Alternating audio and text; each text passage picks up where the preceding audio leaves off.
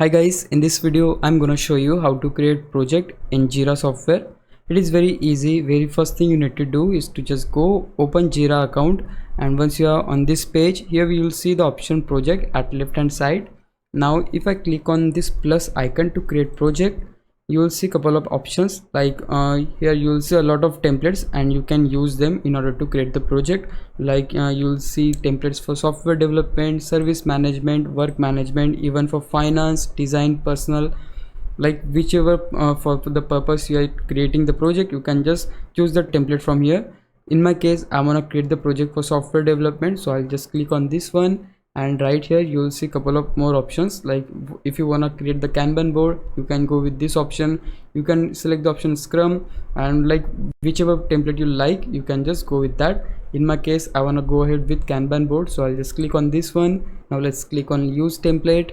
Now in this window you have two options: team manage projects and company manage project.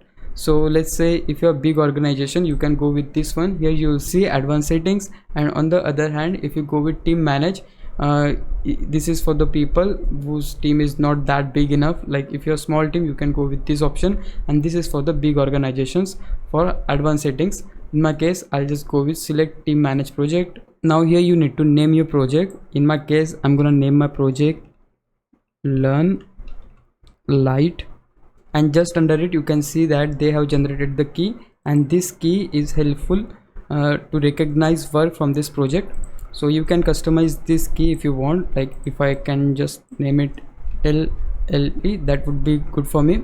Now if you move to next option, which is access, so here you need to choose the access level. If you want to keep it private, you can choose this option.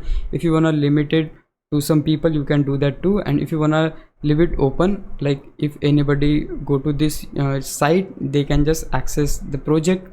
I want to private it, so I'll just choose this option and click on create project.